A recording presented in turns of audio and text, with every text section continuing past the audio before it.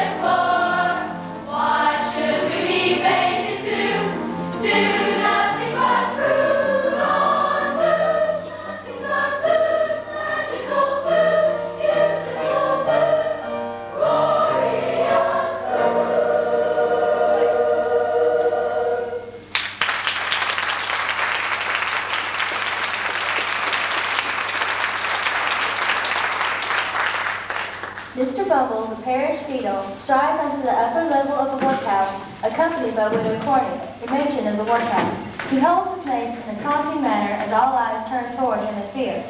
The children are laying motionless, awaiting the signal to begin eating. Bumble deliberately waits to strike the mace upon the floor, knowing that they are almost starved and enjoying his position of authority. For what we are about to receive, may the Lord make us truly thankful. Amen.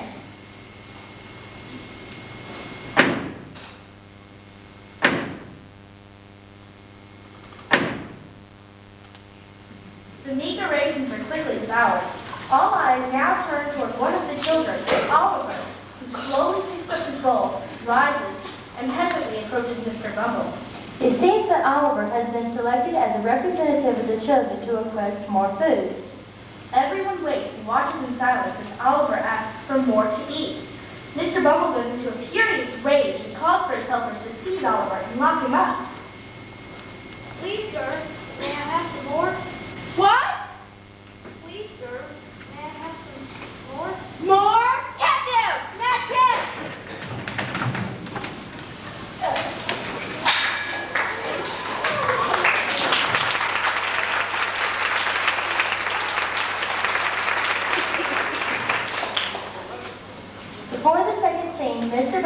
Widow Corney had decided that Oliver is a troublemaker and planned to get rid of him. With his belongings wrapped in a small bundle, Oliver is led onto the streets by Mr. Bumble, who hawks him for sale to the highest bidder.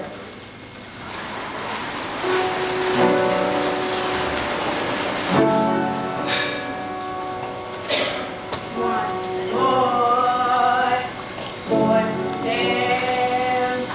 He's going cheap. How much then? Only 7 pennies. How much? That's old Harold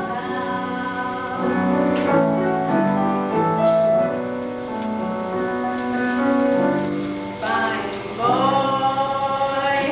boy for sale.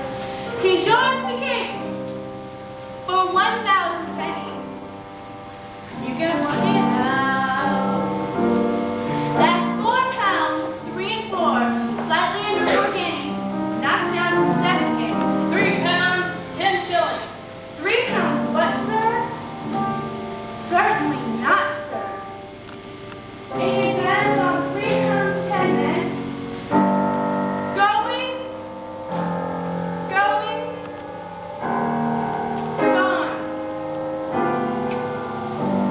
If I should say he wasn't very greedy, I couldn't.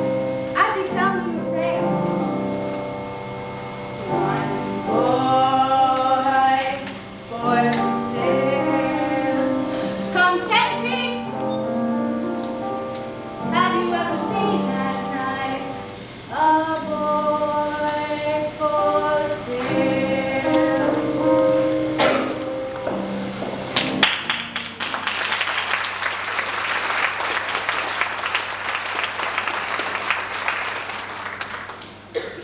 Eventually, Mr. Sowerberry, an undertaker, who is in need of an assistant, decides to take Oliver on a trial basis. He is assured by Mr. Bumble that Oliver will require very little food and will work hard for his keep. Sowerberry immediately puts Oliver to work, gives him the remains of food in the dog's bowl as his meal, and sends him to the downstairs room where coffins are stored. Oliver's song, Where is Love, is the theme and essence of Dickens' novel. Oliver reflects on his search for love.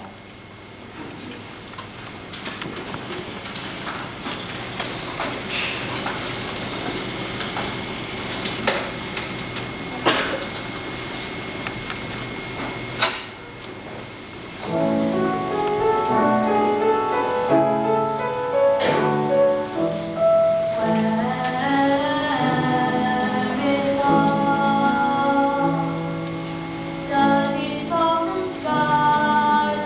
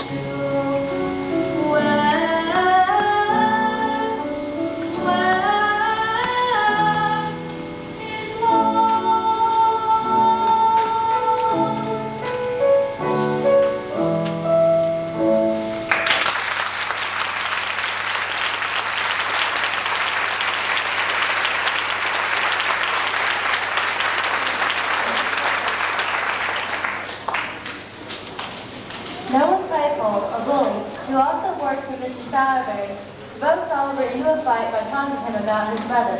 To subdue him, Mrs. Sowerberry and her daughter Charlotte throw Oliver into a coffin. This upsets Mrs. Sowerberry and causes her to faint.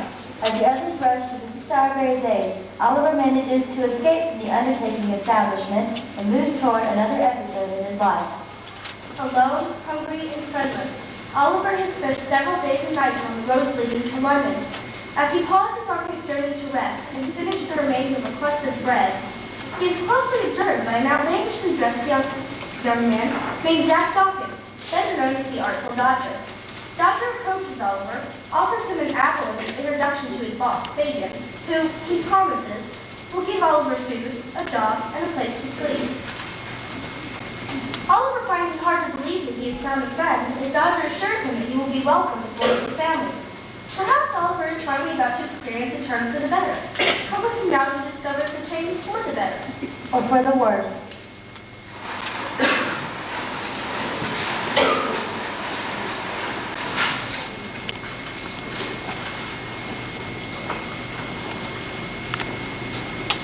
What you're staring at? Ain't you never seen a jet before? No, I haven't. Tired? Running hard. Hungry? I'm starved. Got no mother? No, Father? no, Got any lodgings? no. Money? How'd they buy that?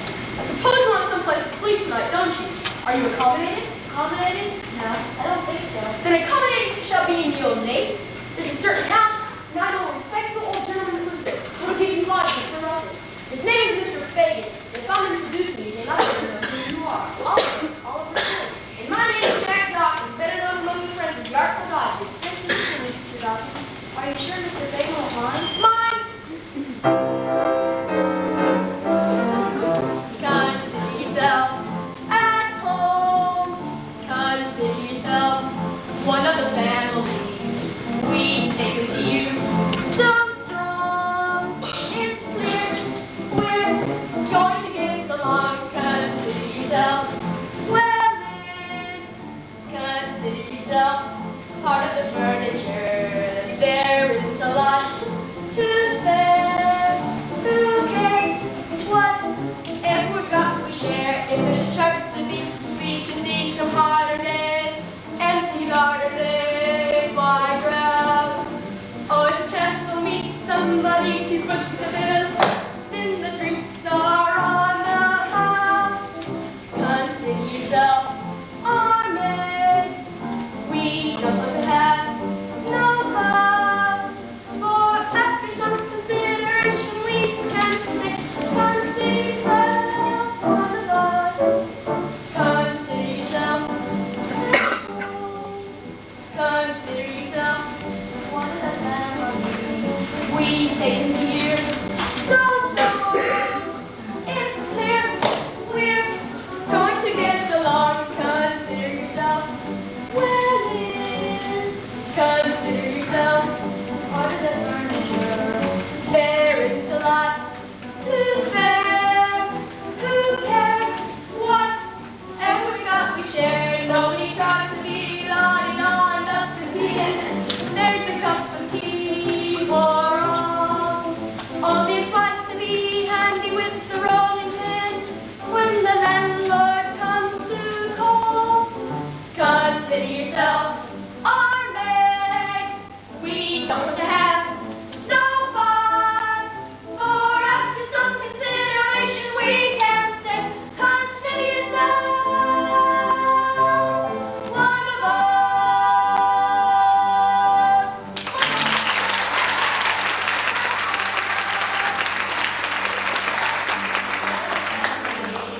We take it to you so strong. It's clear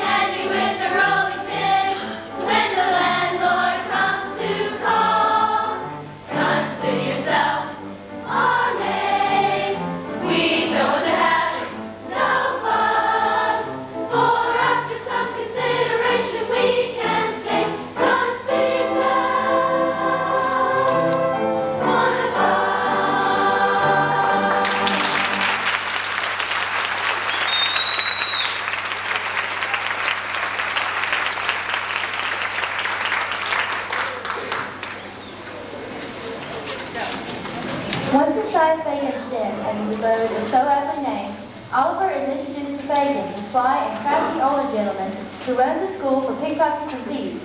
Oliver's interest in Fagin's business, which to this point has not been explained to Oliver, prompts Fagin and his students to describe their work through song and pantomime. Oliver is even given a chance to try his hand at their profession during this musical number.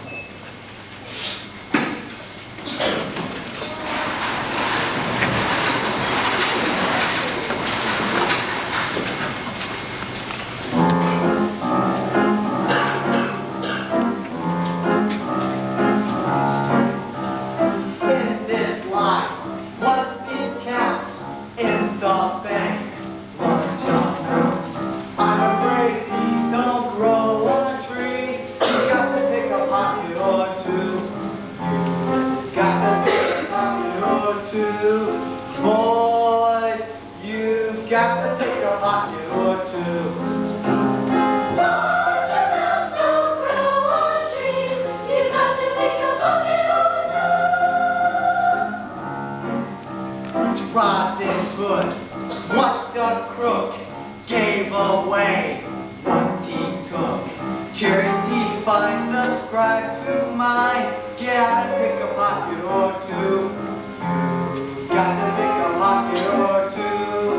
Boys, you've got to pick a pocket or two. Robin Hood was far too good. You got to pick a pocket or two. When I see someone rich, both my thumbs start to itch. Just to find some peace of mind, I've got to pick a pocket or two. You've got to pick a pocket or two. Boys, you've got to pick a pocket or two. Just to find some peace of mind, you got to pick a pocket or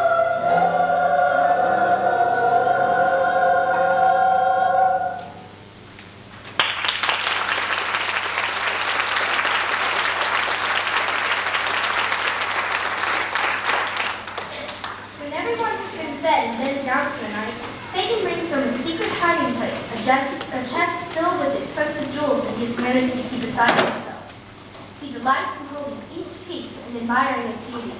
He rebels at the fortune he has amassed for himself, but he feels the jewels may be his insurance for his later years or give us unforeseen problems.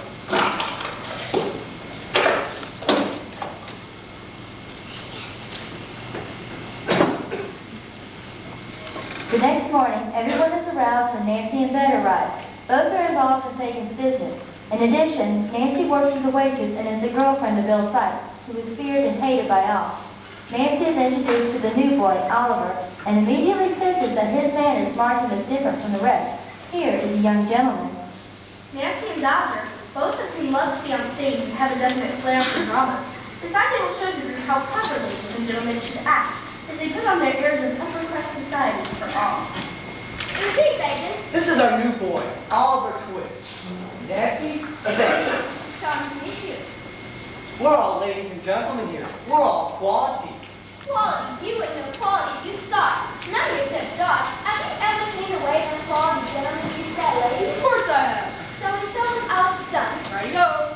How's it going, my Dodge? It's all bowing and hats off. Don't let your petticoats stay in the mud, my darling. And I'll relax. No, I will relax. I'll relax.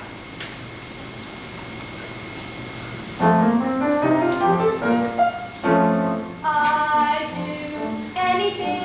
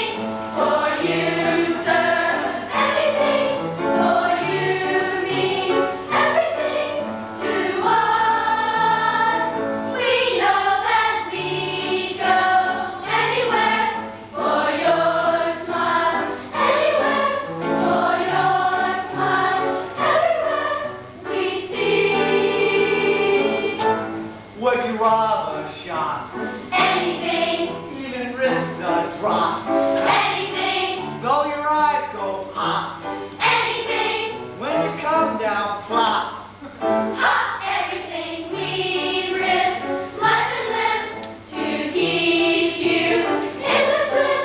Yes, we do anything, Anything? anything for you.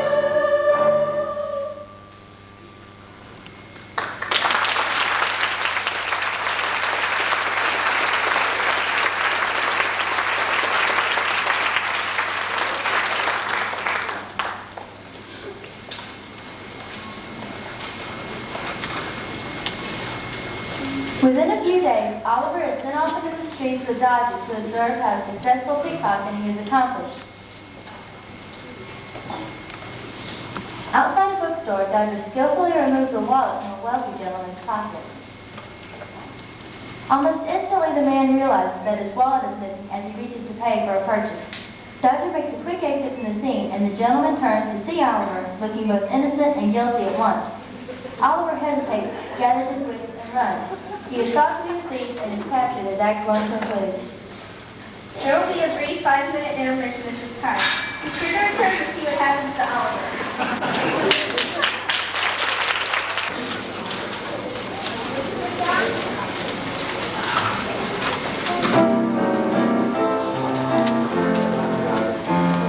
Papa, Papa, that's how it goes.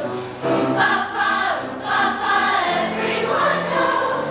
They all suppose what they want to suppose when they hear ooh, Papa. Ooh, Papa, Papa, that's how it goes. Ooh, Papa, Papa, everyone knows. They all suppose what they want to suppose when they hear ooh, Papa. There's a little ditty they're singing in the city, especially when they sing off the fiddle of the beer. If you've got the patience, your word, imaginations will tell you. Ooh, Papa, Papa, that's how it goes. Ooh, Papa, Papa, everyone knows. They all suppose what they want to suppose when they hear ooh, Papa.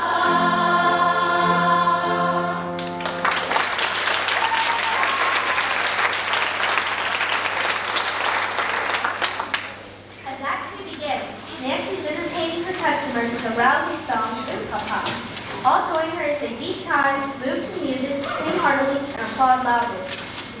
Suddenly, the jovial atmosphere is hushed as everyone cowers and tries to hide in the shadows. Bill Sykes has entered the room. He brags of his brute strength and evil ways. He dares anyone to move or speak as he saunters about the room. The spell is broken as a breathless doctor rushes in to inform Fagan, Sykes, and Nancy of Oliver's capture. He also relates that during the court trial, the bookseller who observed the crime absolved Oliver of any wrongdoing. And the wealthy gentleman, Mr. Brownlow, victim of the crime, has taken Oliver with him to his home. Both Sykes and Fagan realize that Oliver may talk and expose their operation to the law. They determine that Oliver must be taken from his benefactor. As their thoughts turn to who might best accomplish this deed, Sykes decides that Nancy can pull it off because Oliver trusts her friendship.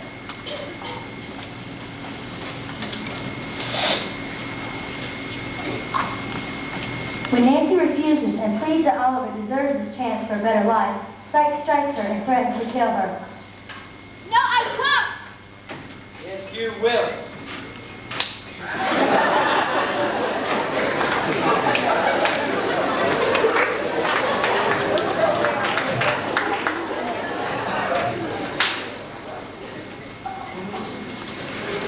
Left alone, Nancy sings a soliloquy that reveals her innermost feelings for Sykes and pleading to love and be loved in return.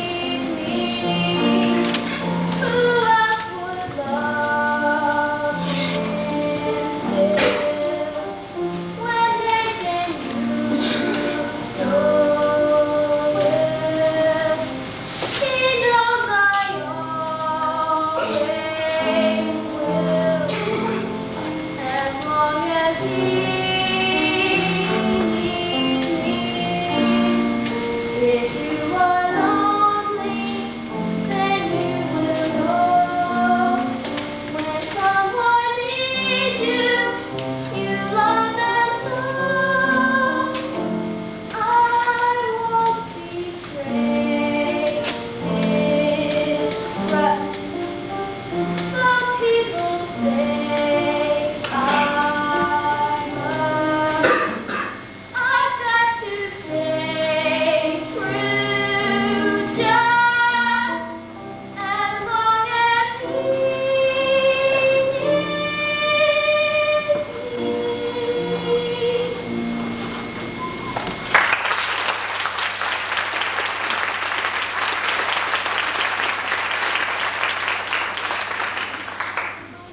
At the Brownlow residence, Oliver is under excellent care, is in good health, is receiving an education, has fine clothing, and finally is loved. A most interesting point to note at this time, Mr. Brownlow cannot remove from his mind the striking resemblance between Oliver and his own daughter Agnes, who vanished approximately 10 years ago. One beautiful day, Mr. Brownlow decides to send Oliver to the library to return some books. Everyone is caught up in the joy of the song as Oliver unknowingly walks into the trap Nancy has set for him.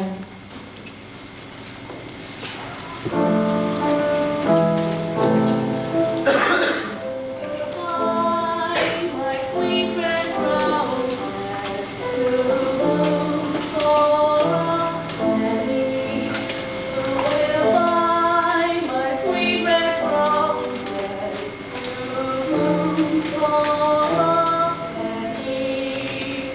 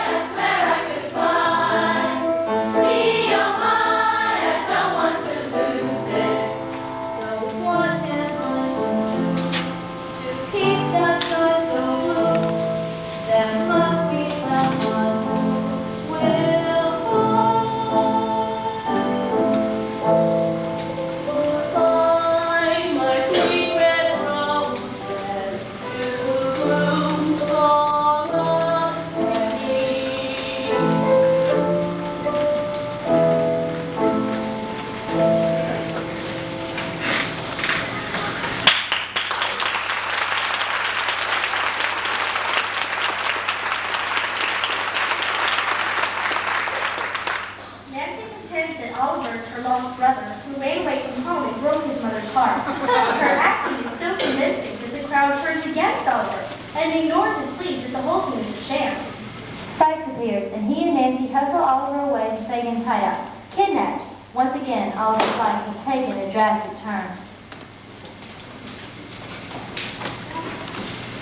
Nancy is upset over the long kidnapping of Oliver and is concerned with Sykes' rough treatment of the boy. She informs Fagin and Sykes that she will tell all she knows of their operations if they aren't careful. Once Nancy parts from their company, Fagin warns Sykes to watch her closely. When Sykes is out of earshot, Fagin orders Dodger to follow him. Fagin has never trusted Sykes. Even though they work together, they are mortal enemies. Now alone, Fagin brings out his chest of jewels and contemplates his latest turn of events. In his song, he ponders what he must now consider for his own great life, even a change in going lives. I'd be the first one to say I wasn't the same. Finding it hard to be as bad as they paint. I'm reviewing the situation. Can a fellow be a villain all his life? All the trials and tribulations.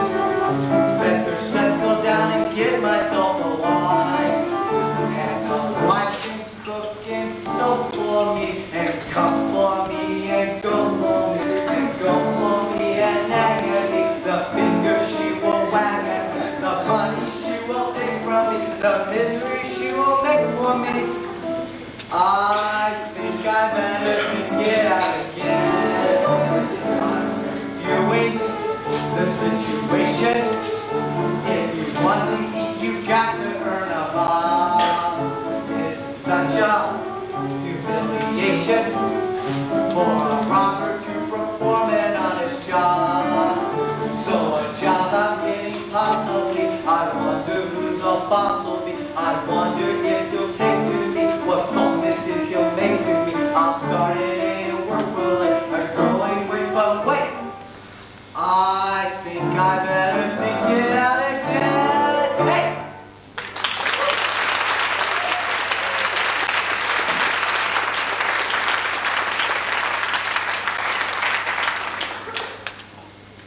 Meanwhile, back to the subplot in this adventure story.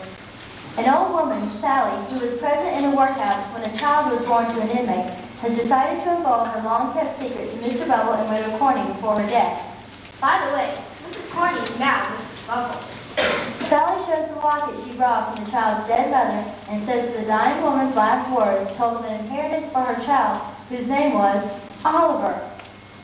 Mr. and Mrs. Bumble, in their greed, scheme to reclaim Oliver and thereby inherit his fortune for themselves.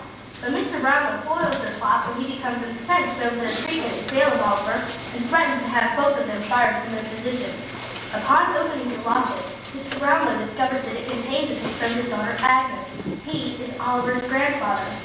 As the plot moves to a close, Nancy appears at Mr. Brownlow's residence and promises to bring Oliver to him at midnight on London Bridge.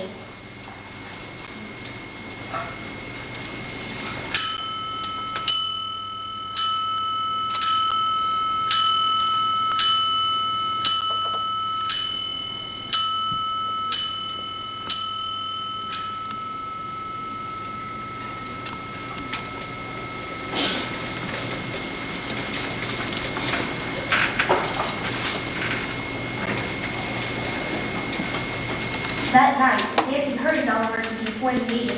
Bill Sykes stealthily follows and kills her. Mr. Brownlow appears just in time to see Sykes disappear with Oliver.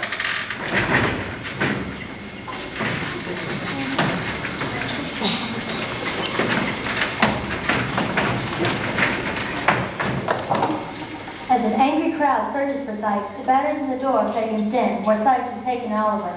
Sykes pulls his hostage under the roof in a desperate attempt to escape.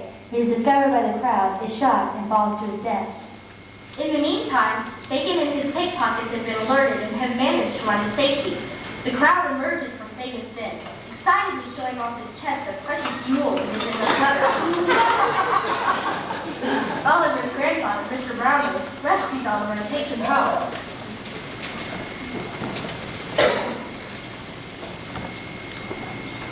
Slowly, cautiously, from beneath the bridge where he has been hiding, Fagin emerges. Alone and contemplating his future, once again, Fagin walks off as he says, Can someone change? Possible. Maybe it's strange. Possible. All my dearest friends and treasures I've left behind. I'll turn a leaf over it, and who can tell what I may find. Just before he exits, he turns toward us with a sly wink. a wry smile, and then disappears.